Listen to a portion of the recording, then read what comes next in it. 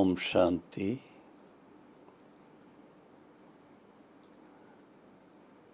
ज्ञान के सागर,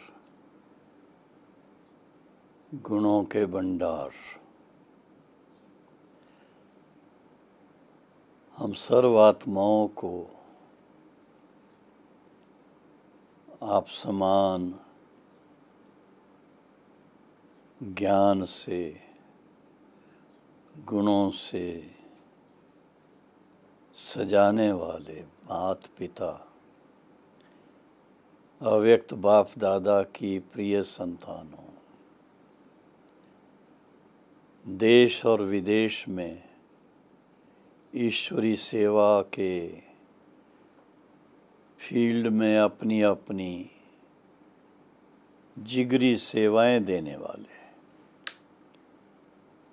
सर्व बहनों और भाइयों को आज बहुत बहुत ईश्वरी याद के साथ इतना कहूँगा कि जब हम बाबा के महावाक्य सुनते हैं या पढ़ते हैं, चाहे वो साकार मुरली हो, चाहे अव्यक्त मुरली हो, उस समय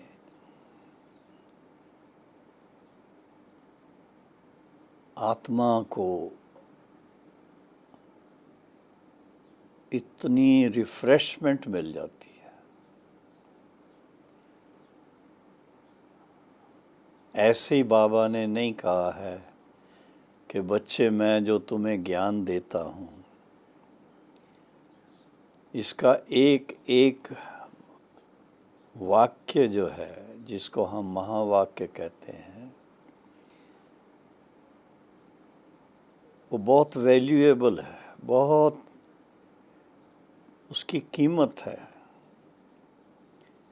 अगर एक एक महावाक्य को कोई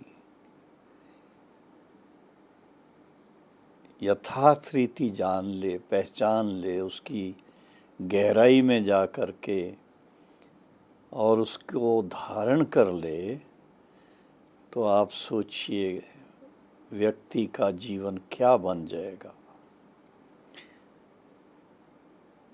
तो सबसे बड़ी बात जो उसमें आती है, जो हमने साकार को भी, ब्रह्मा बाबा को भी देखा, साकार ब्रह्मा बाबा के द्वारा शिव बाबा को भी पहचाना, और फिर अव्यक्त बाप दादा को अपनी आदरणीय दादी गुलजार जी के द्वारा देखा, जाना, सुना, अनुभव किया। तो बाप दादा चाहे व्यक्त चाहे अव्यक्त रूप में हम सब के लिए सबसे श्रेष्ठतम एग्जाम्पल थे, वह एग्जाम्पल हैं।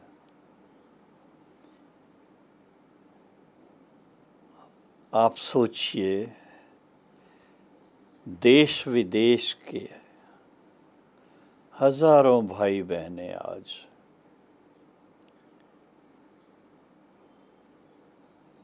अपनी दिल से,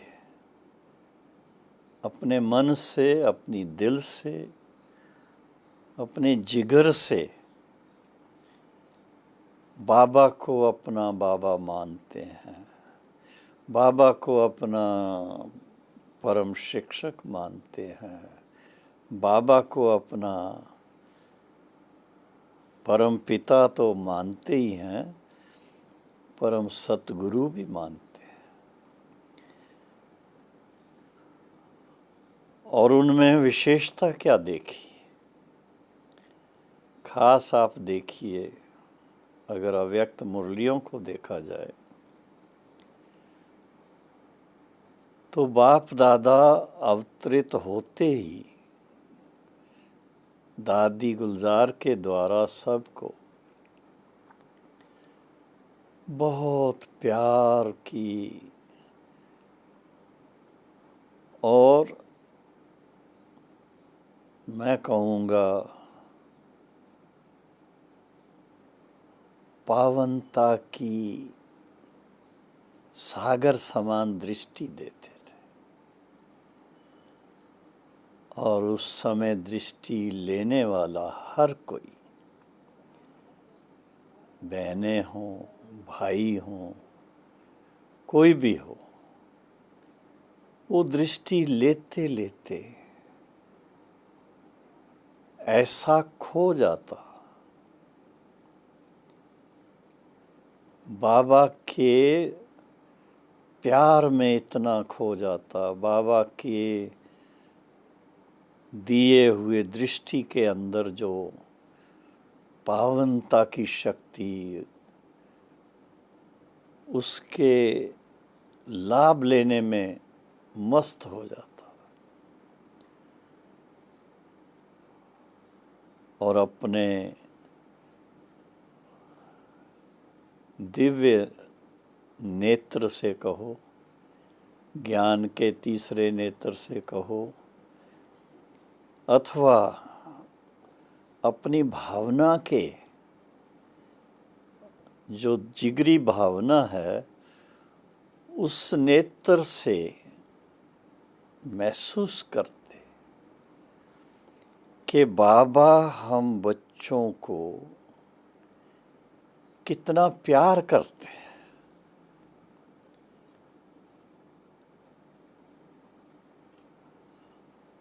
आप सोचेंगे कोई नई बात तो है नहीं।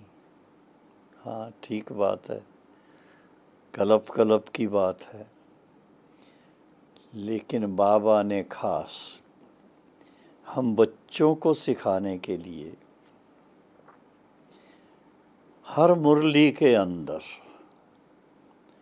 आज से लेकर आप देखेंगे बच्चों की महिमा कोई ना कोई गुण लेकर के, कोई ना कोई विशेषता लेकर के, कोई ना कोई सेवा का विशेष रूप लेकर के, उसकी महिमा करते करते बच्चों की इतनी महिमा हम बच्चे सुनते सुनते गूज पिंपल्स निकल आती थी। ऐसा लगता था कि हम इतने योग्य हैं, बाबा ये तो आपकी कमाल है, आपने हमें कुछ सिखाया है, आपने जो कुछ दिया है, आपने जो ज्ञान दिया है, उसके आधार से कुछ कर पाते हैं। लेकिन देखा गया कि बाबा हम बच्चों के अंदर सबसे पहला गुण जो है, जिसको बाबा कहता है चाहे कितने भी बच्चे हैं लेकिन सभी बाबा के वारिस बच्चे हैं, चाहे लास्ट वाला भी बच्चा है। क्यों?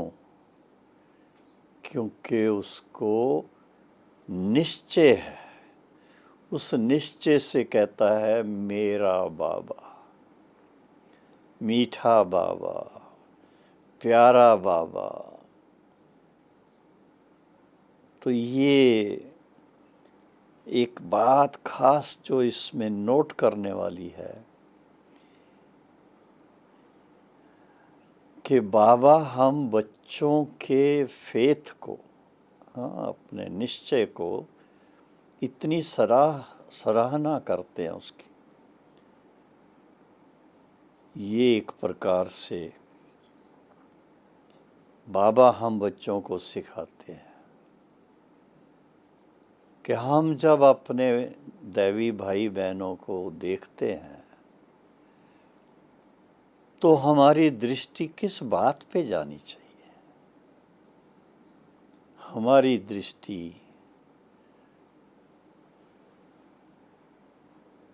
उस आत्मा के गुणों पर जानी चाहिए, विशेषताओं पर जानी चाहिए। कोई ऐसा विशेष किसी ने कार्य किया हो तो उसको अप्रिशिएट करने पर जानी चाहिए। तो जितना हम दूसरों के गुणों को सराहेंगे उतना ही हम खुद भी गुणग्राही बन जाएंगे, हमारी दृष्टि ही गुणग्राही बन जाएगी। आप देखेंगे इस संसार में, इस कलयुगी दुनिया में, चाहे न्यूज़पेपर हो माफ़ करना, चाहे टेलीविज़न हो, चाहे कोर्ट में देखो, हर कोई दूसरे की गिलानी करते हैं, महिमा नहीं करते हैं। यही फर्क है मनुष्य आत्माओं में और पिता परमात्मा में। पिता परमात्मा हम बच्चों को, जबकि वो जानता है कि इस समय ये मेरे सभी बच्चे कलयुग के अंत समय में हैं, जब 5 विकारों रूपी माया का राज है यहाँ, हर एक के अंदर कैसे संस्कार होंगे सब जानता है। लेकिन बाबा हम बच्चों के ओरिजिनल स्वरूप को देखता है, जिसको बाबा अभी के समय के अनुसार कहते थे, बाबा बच्चों के फाइनल स्वरूप को देखता है, और वो है बाप समान स्वरूप। जैसे परमात्मा पिता पवित्रता का सागर है, शांति का सागर है, प्रेम का सागर है, इसी तरह से सभी बच्चे अर्थात हम सब अनादि अविनाशी रूहानी संतान, सभी जीवात्माएं परमात्मा की संतान होने के नाते हम सब के निजी जो गुण हैं, जो निजी स्वरूप है, वो पिता के समान है। हम सभी अपने जिसके लिए श्लोक भी ऐसे हैं, निजानंद रूपम। तो निजानंद रूपम कौन सा है? निजानंद रूपम तो शिवो हम लोग कह देते हैं, पर निजानंद रूप जो है वो पवित्र स्वरूप है, वो प्रेम स्वरूप है, वो शांत स्वरूप है। अपना स्वरूप खुद पहचाने पहले हम। तो जितना हम अपने स्वरूप में टिकेंगे वो तब टिक सकते हैं जब हमारे सामने कोई आदर्श होगा तो, और वो आदर्श हमारे सामने शिव बाबा ने ब्रह्मा पिता को बनाया, मातेश्वरी सरस्वती को बनाया, और फिर साथ में जो शक्तियाँ, आठ बहनें माताएं, ब्रह्मा कुमारी बहनें, दादी प्रकाश मणि, नाम ही उनके ऐसे हैं, दादी प्रकाश मणि, दीदी मनमोहिनी, दादी गुलजार, जिनका नाम हृदय मोहिनी है। ऐसे ऐसे नाम दिए हुए हैं। तो बाबा ने ऐसे अव्यक्त नाम दे करके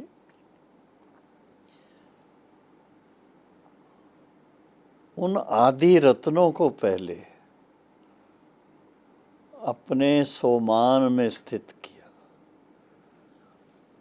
और सोमान में स्थित करके उनको गुणग्राही बनाया। इसकी बजाय कि वो दूसरों के नेगेटिव बातों पर दृष्टि डालें, उसकी बजाय नाम ही ऐसे दिए जो गुणग्राहक। मुझे एक अनुभव याद आ रहा है, बहुत वर्ष पहले की बात है, 1970-71 की। साकार बाबा के अव्यक्त होने के बाद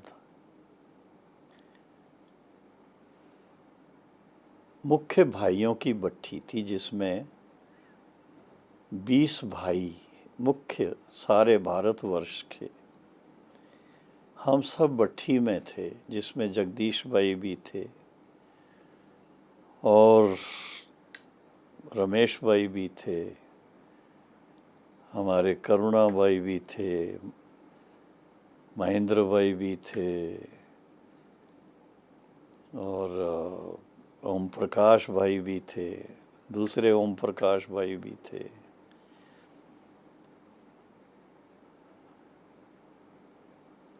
इंद्र भाई जी वो भी साथ में थे। उस भट्ठी में दादी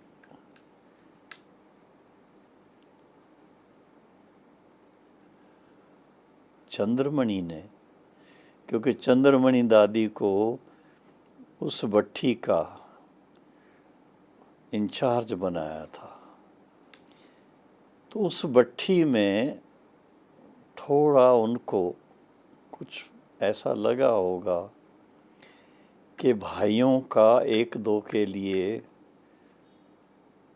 जो नज़रिया है वो और अच्छा होना चाहिए। तो उन्होंने एक बहुत सुंदर प्लान बनाया, एक क्लास ही ऐसा कर दिया कि हम सब 20 के 20, 18 या 20 भाई जो बैठे थे, सबको सर्कल में बिठा दिया और खुद बीच में बैठ गई और दादी प्रकाशमणि जी को भी आमंत्रित किया। और उस समय शायद दीदी जी भी थे, तो उस समय उन्होंने क्लास के अंदर बहुत प्यार से, हम सब बाबा के बच्चे हैं, हर एक के अंदर अपना अपना कोई विशेष गुण है, नहीं तो बाबा हमको इतने सारे संसार में से कहीं से ढूंढ करके अपना ना बनाता।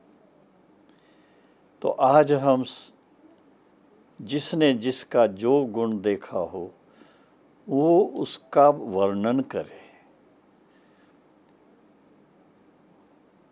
बहनों और भाइयों, आपको आश्चर्य होगा, 20 भाई बैठे हैं, 2 दादियाँ बैठी हैं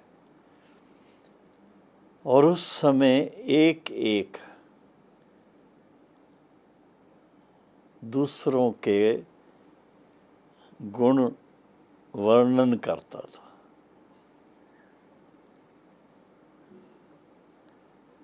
आप सोचिए, एक भाई के लिए, मानो जगदीश भाई है, तो जगदीश भाई के लिए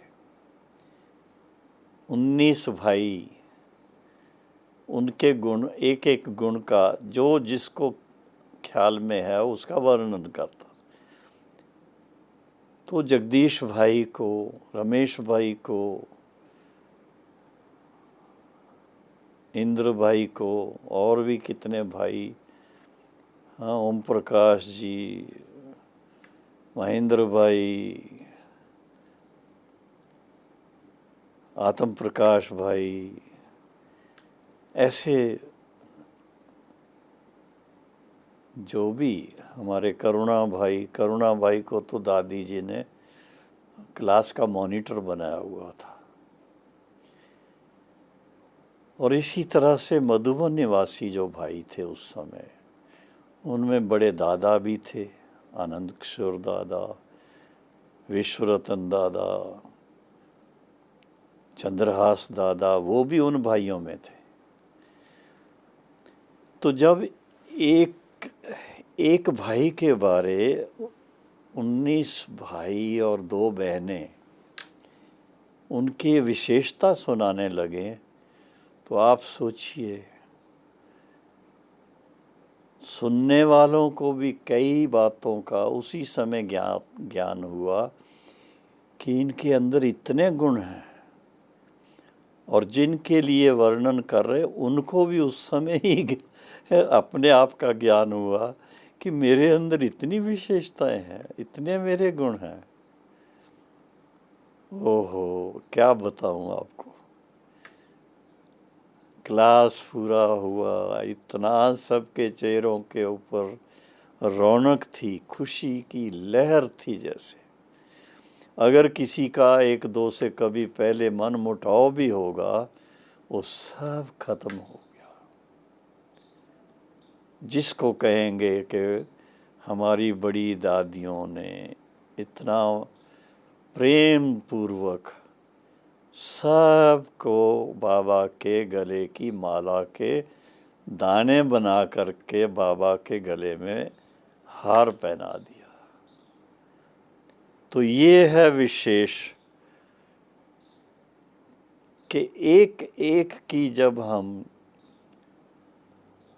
खुद महिमा करते हैं, महिमा माना ऐसी महिमा नहीं, उसकी देखी है, उसके अंदर वो चीज़ देखने में आती है, तो ये एक प्रकार से उनके गुण को उजागर करते हैं। और गुणग्राही जो कोई होगा, वो उस गुण को गुण चोर भी कह देते हैं कई बार, तो उस गुण को अपना लेगा। तो इस तरह से गुणग्राही दृष्टि क्या होती है, इसका प्रैक्टिकल अनुभव हम लोगों को कराया कि गुणग्राही दृष्टि से आपस में कितना प्रेम बढ़ जाता है, कितनी 1-2 के लिए इज्जत होती है, कितना 1-2 के लिए दिल में प्यार आ जाता है। और जहाँ पर कहा जाता है, जहाँ पर रिगार्ड है, प्यार है, सच्चाई है, सफाई है, और 1-2 के लिए जो सच्चा दिल का प्यार है, तो उससे क्या बन जाएगा, स्वर्ग बन जाएगा। देवताओं के लिए जो गायन है कि देवताएं इतना 1-2 से प्यार और इज्जत से चलते थे, वो संस्कार ले गए। बना कब वो संस्कार, ये पुरुषोत्तम संगम युग पर। वो भट्ठी हमें कभी भूलती नहीं है। उस भट्ठी में भी जो भी 18-20 भाई थे, सभी ने जब अपना अपना अनुभव सुनाया, तो हर एक ने दूसरों की महिमा भी की, दादियों की महिमा विशेष की, और ख़ासकर बाबा को थैंक्स दिया कि हमें ऐसा मौका मिला कि हम मधुबन में आकर के इतने दिन रह करके, क्योंकि उन दिनों में 7 दिन की भट्ठी होती थी, तो 7 दिन हम भिन्न भिन्न हमारी एक्टिविटीज़ हर दिन की अलग अलग होती थी, तो वो एक्टिविटीज़ में पार्टिसिपेट किया। और एक दिन फिर पिकनिक भी हुई, एक दिन ब्रह्मा भोजन भी हुआ, और उसके साथ में अंतिम दिन म्यूज़िक, हाँ, गीत संगीत के साथ सभी ने आपस में अव्यक्त रास की। आप देखिए क्या से क्या बन जाता है। तो गुणग्राही दृष्टि से सुखदायी सृष्टि बन जाती है। और एक दो की अगर हम इस तरह से गुण पर नज़र रखते हैं, अवगुणों को नहीं टच करते, क्योंकि जिसके अंदर कोई कमी होती है वो व्यक्ति खुद फील करता है। अपनी कमी को वो खुद ही निकालना चाहता है, और उसका हम दूसरों के आगे वर्णन क्या करेंगे। तो ये बात खास मुझे वो अनुभव याद आया जो प्रैक्टिकल हुआ था और प्रैक्टिकल होता है आज भी। अगर हमारी जो भट्टियाँ चलती हैं, इन भट्टियों के अंदर अगर कोई ऐसी क्लासेस हों जिसमें के कभी ज्ञान के ऊपर, कभी योग के ऊपर, कभी धारणा के ऊपर, एक एक की अपनी धारणा से बताएं, तो आप देखेंगे फरिश्ता स्वरूप बनने में कितना सहज लगेगा। तो आज विशेष परम पिता परमात्मा शिव और पिताश्री ब्रह्मा बाबा के द्वारा जो हमें दादियों के द्वारा इतना ऊंचा सम्मान मिला है, सम्मान मिला है, ज्ञान मिला है, गुणों का भंडार मिला है, हमें उनके लिए सदा दिल में क्या रहना चाहिए, उनको सदा ही दिल से हम दुआएं भी दें, धन्यवाद भी करें। और सबसे बड़ी बात है कि जो संसार के अंदर चीज़ नहीं मिलती है, कि सारे ईश्वरी परिवार को एक सूत्र में, एक माला के सूत्र में सबको बांधा हुआ। इसका आधार क्या है, वो सूत्र क्या है? वो सूत्र है ईश्वरी प्यार। और दूसरा है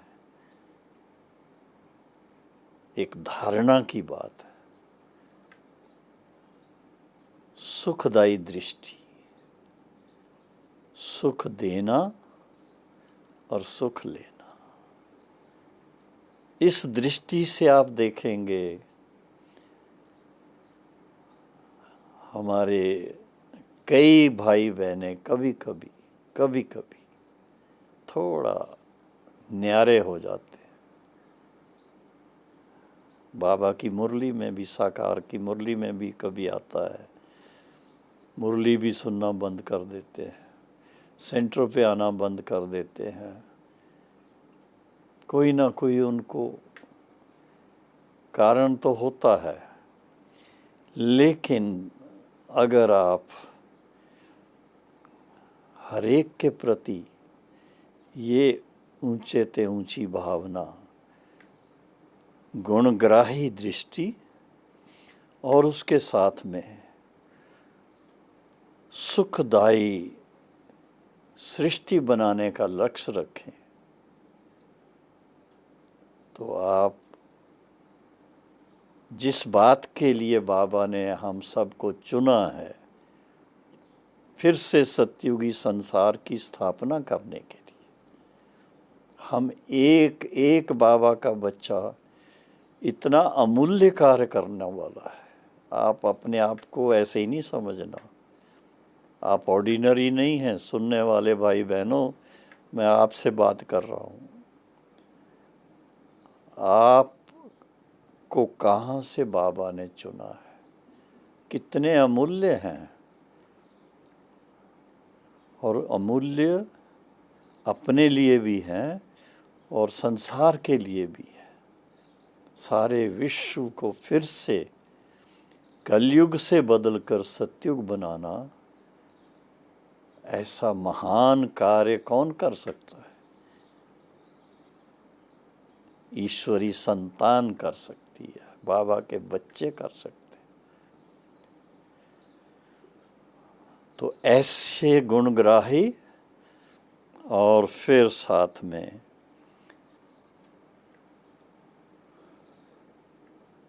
सुखदाई, गुणग्राही अपने लिए और फिर सुखदाई, सबको सुख देने वाले, ऐसा जब करेंगे तो ये सृष्टि सुख, शांति, पवित्रता, प्रेम, आनंद इससे भरपूर हो जाएगी और इसको कहा जाएगा स्वर्णिम युग, स्वर्ग, देवी देवताओं का घर।